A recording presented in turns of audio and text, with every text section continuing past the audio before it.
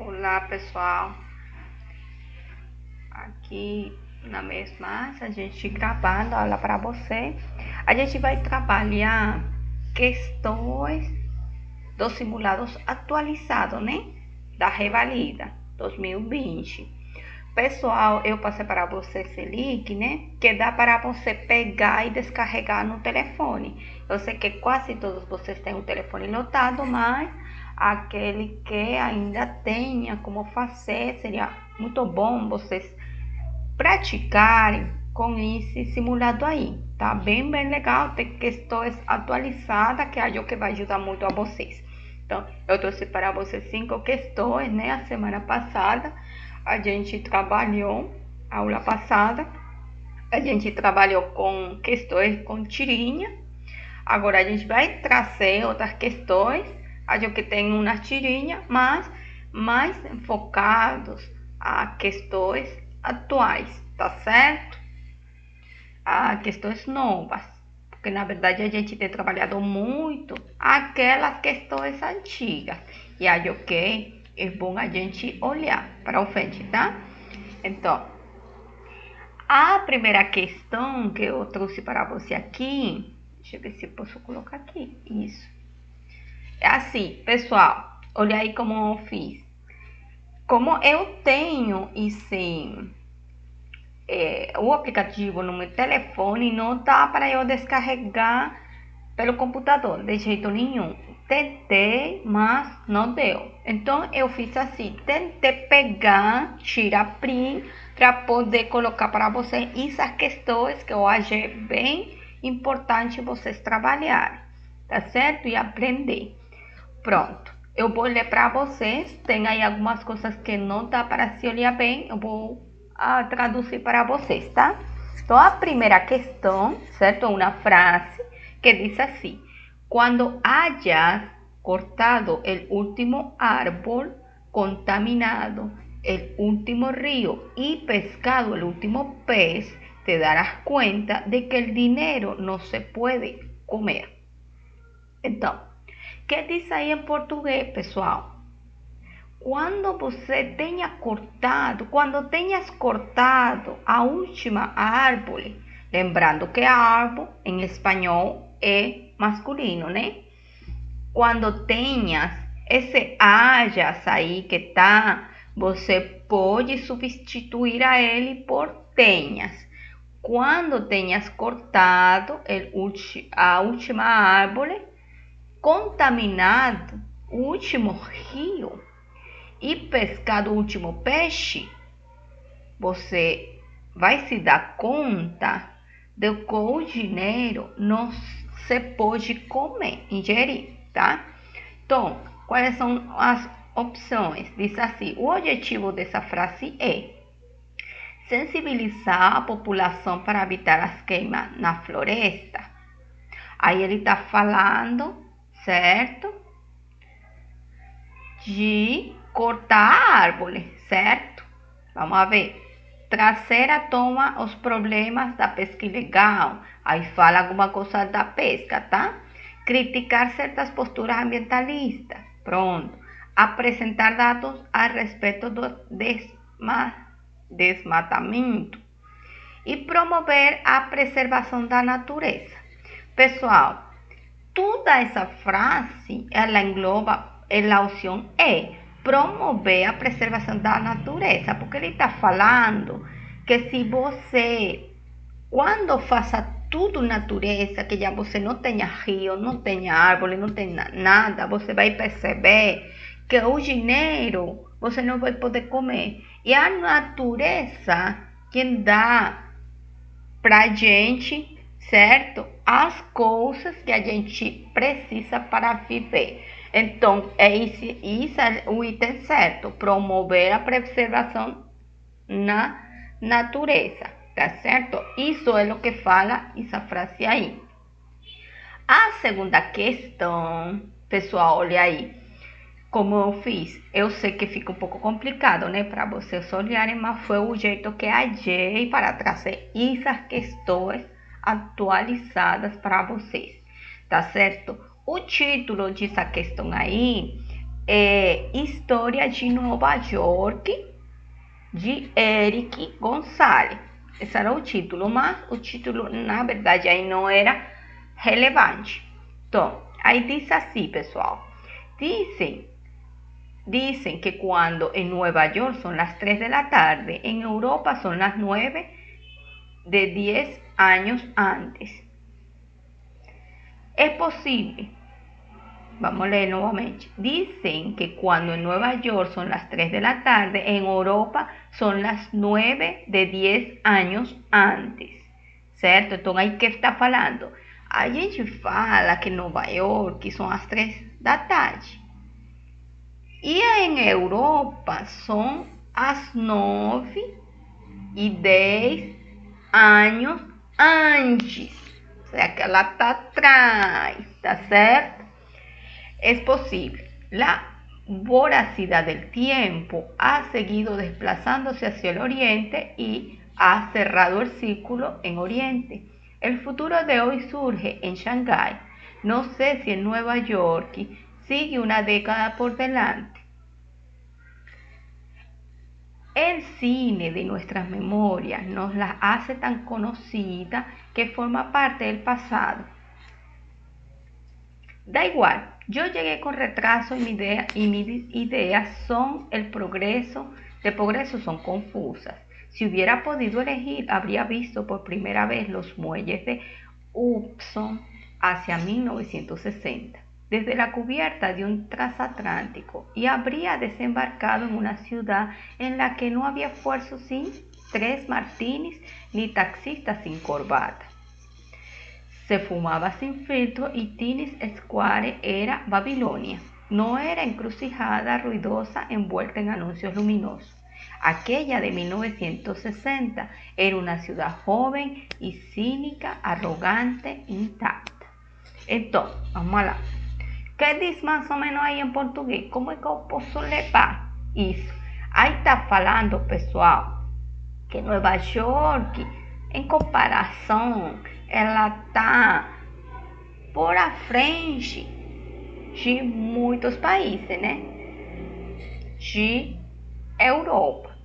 E é que também, certo? Ele falando do uso do horário, mas esse uso de horário não está relacionado necessariamente com o tempo, que aqui tem uma hora e lá outra.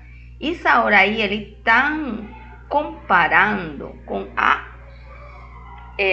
como posso falar, evolução que ela está tendo. Então vamos ver o sítio. Uma crítica ao barulho nas grandes cidades. O texto tem como ideia principal uma crítica ao barulho nas grandes cidades. Acho que não. Aí fala alguma coisa, né, daquela cidade que é muito luminosa, né? A Babilônia. O fuso horário diferente nos Estados Unidos em relação à Europa. Lá em cima ele fala um horário, mas não é o horário que a gente está pensando, que já tem uma hora e aqui outra. Isso é verdade, mas no fato que ele está falando aí é que na verdade está no horário e no tempo, né, que fica 10 anos antes, tá? As diferenças entre a cultura oriental e ocidental. Aí não está falando da cultura, não. Aí estão falando da evolução dos países, tá? Aí, o fato de os europeus estarem à frente dos norte-americanos. Olha aí. Essa pergunta aí está inversa. Os fatos de europeus estarem em frente aos Estados Unidos. Aí não está falando, porque aqui está falando que é antes. Olha aí. Então não está falando que está pelo frente. E a última, que é o item certo, o fato de Nova York ter evoluído mais do que Europa. Então, todo esse texto aí, o que ele está falando é que tem outra cidade muito luminosa, cidades boas, certo? E que Nova York está sempre pelo frente da cidade. Aquele que não conhece pode imaginar Nova York uma cidade subdesarrollada, evoluída, né? Porque uma cidade, na verdade, que está pelo frente de muitos países, não só de uma cidade, de muitos países, certo?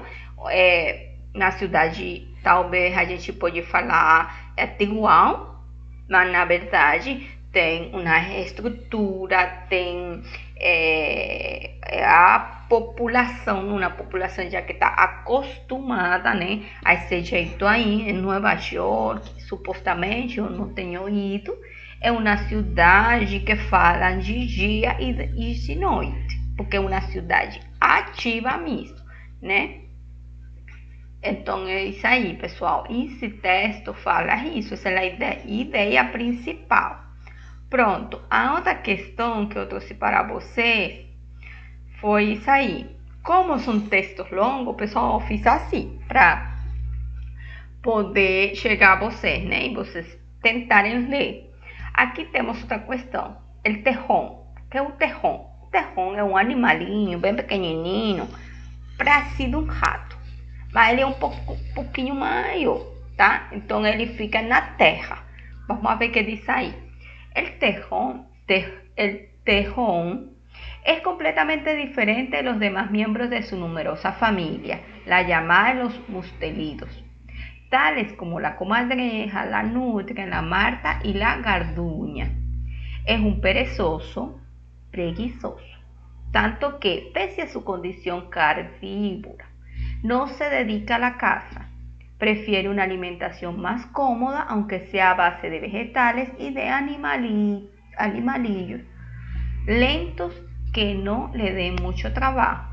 Únicamente se preocupa de preservarse una madriguera a su gusto, una madriguera, un lugar donde él mora, precisamente, tal que reúna las mejores condiciones para su tranquilidad. Debe ser suficientemente subterránea para que nadie llegue a molestar, que ele faz uma casa assim, bem na terra, bem profunda, bem afundada, né?